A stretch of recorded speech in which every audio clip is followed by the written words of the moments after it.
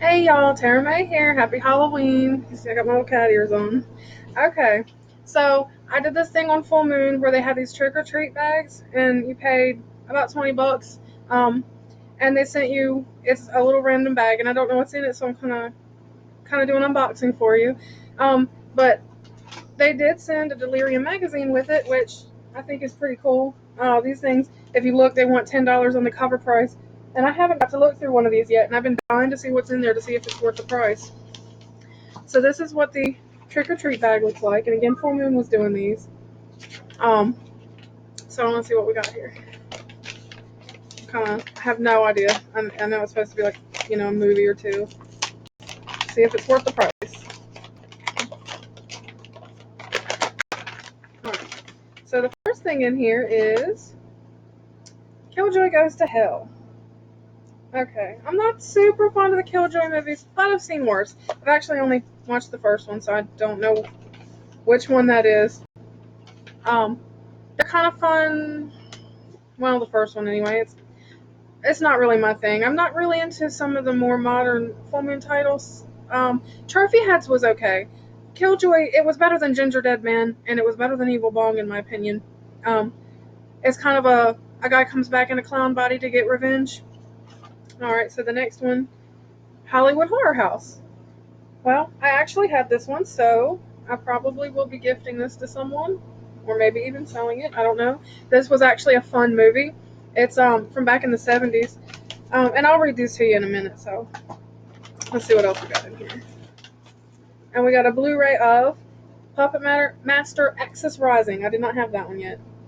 I am a fan of the Puppet Master movies up to a point. Let me see if I can get a non-glare on this one. I really haven't cared for some of the newer ones a whole lot, and that's like the retro with the little wooden ones and stuff. I just wasn't into it. But I do love the original Puppet Master movies. They are so much fun.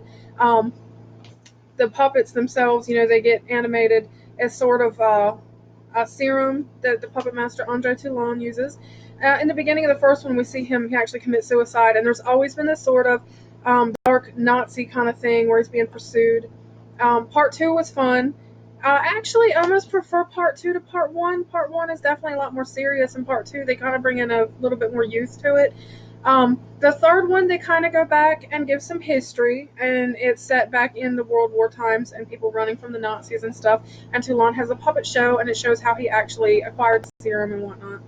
So the puppet masters themselves, if you haven't seen them, the first, I'd say 5 or so, are really worth checking out. Feels like I got some other little things in here, y'all. So, Puppet Master Axis Termination pin. It's a cute little pin. I love having little tchotchkes sitting around. So, um, the Night Has Fangs, Full Moon Streaming subspecies. Let's see what this is. It looks like little cards. Uh-oh. I think I dropped something. Alright. So, oh, they're stickers. Okay, that's neat. And we got Puppet Master. That's Blade. He's one of my favorites. I would love to have a replica of him, and he was on sale for Halloween for $80 off with the serum hand or whatever, but I just couldn't afford that, y'all. But they're gorgeous. I would love to have one. Jester's actually one of my favorites in Leech Woman. There's Torch. He's fun. And you probably see behind me sometimes I actually have bobbleheads of those, Torch and Blade. Um, Another Puppet Master one. This one's with the little case that they're in. Oh, and Demonic Toys, another fun one. So this is kind of cute. Like, who doesn't like little stickers and stuff? So let's see what I dropped here. So I thought I dropped something else. Okay. Huh. This one's just the Full Moon logo with the Puppet Masters and stuff, which, of course, are what kind of made the franchise probably the most famous. So I get that straight for Getting used to this, y'all. So that's not really bad for $20. You got 3 movies, the Delirium magazine, which they sell for $10 cover price, and just some little doodads. And I don't mind, checking out the movies. I wish I hadn't had the one, but that's okay because it'd be a perfect gift for somebody. And it really wasn't a bad movie. It was kind of set. It's back in the 70s, and it's if you know movies like Bruce Slew Annie Rue and What's the Matter with Helen, they kind of talk about it being kind of like that because it's like a washed-up actress. I'll read the back to you. By 1970, the once golden age of Hollywood glamour and stardom was tragic last hurrah represented by a decayed and deteriorated Hollywood sign. In Hollywood Horror House, we'll go to the sign to a decaying hilltop mansion of a once great star yeah, played by a once great star Miriam Hopkins. The fabled Ms. Hopkins, toast of the town back in the 30s with box office hits like Dr. Jekyll and Mr. Hyde and Becky Sharp, was an A-list actress and Oscar nominee. Another Oscar winner, Best Supporting Actress, 1936, Gail Sondergaard, plays Miss Hopkins' loyal friend and housekeeper who tries to save her friend from the handsome stranger played by the son of acting legend John Garfield. He may be the culprit littering the land around the Hollywood sign with hacked up body parts. The hellish time capsule showcasing late 60s, early 70s Hollywood remains an early example of slasher films which would follow in just a few years. See Miriam Hopkins trapped in a madhouse of hacked up, blood spattered bodies, tripped out drug sequences, murder by electric knives, and Hollywood Christmas parade with a drunk out of control movie star as its grand marshal. Hollywood Horror House is the last death rattle of the horror hag craze that began with Betty Davis's feeding dead rats to Joan Crawford in Whatever Happened to Baby Jane.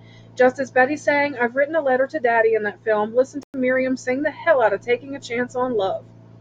Witness this demented slice of cinema, best described as Motel 6 version of Psycho, you have just been warned. And the special features is Haunted Hollywood, introduced by film historian and author David Delves, who's definitely an entertaining mixture of Sunset Boulevard and Herschel Gordon Lewis movies, not to be missed. So, that is what that one is about, Hollywood Horror House. And that's the DVD. Puppet Master Axis Rising. After foiling a plot to blow up an American arms plant, Danny Coogan and his girlfriend, Beth, quickly find their troubles have just begun. One of Toulon's mysterious puppets has been kidnapped by the Nazis, and under the wicked, watchful eye of the occultist Commandant Mobius, the puppet life-giving serum is synthesized to create a master race of unstoppable soldiers. Mobius plots to assassinate the highly decorated General Porter and deliver a crippling blow to the American war effort. But his experiments are not ready. A Nazi scientist uses the serum to create their own superior race of Nazi puppets in the form of Blitzkrieg, Wehrmacht, Bombshell, and Kamikaze. Danny and Beth, teamed with the craggy Sergeant Stone and Toulon's puppets, are no match for Mobius and his war machine. It's up to Blade, Pinhead, Leech Woman, and Jester to revive their own secret weapon to stop the Axis rising. I've seen previews for this, and I believe that the one they call Bombshell, she's kind of got like gun boobies, which looked kind of fun. So they do introduce some new puppets in this. And I do remember one of the sequels had little demons and stuff like that in it, so they are not above using kind of things like that. Okay, so Charles Band presents Killjoy Goes to Hell. The demon clown Killjoy is on trial in hell, having failed in his last outing to claim his victim's soul. He must face the devil himself in hell's courtroom and prove that he's evil and worthy of a demon. His only hope is a testimony of his last victim and trial by combat Killjoy's murderous minions Batty Boop, Punchy, and Freak Show plot a daring rescue attempt, but they have most nosy detectives, renegade clowns, and a whole mess of demons in their way. If they fail, Killjoy is damned to oblivion, never to return. Special features the making of Killjoy Goes to Hell, Full Moon Remastered trailers. So, another one in that. I'm not familiar with those other characters, so I'm sure there's one in between this and the first one that I've seen. A lot of those can be picked up on little multi-packs you see in the discount bins at Walmart. They usually have some of those, like Ginger Deadman and Evil Bong movies and stuff like that on them. A lot of Full Moon titles. And Full Moon's actually pretty good. They have a stream service and everything else. And they have a lot of sales. When they have the sales, usually their DVDs are at least around $7, but this time they were $6.66 and the Blu-rays were $9.99. So I actually picked this up around that sale, and I do expect a package to come in soon with some of those movies. So maybe I'll do a little review on here of those.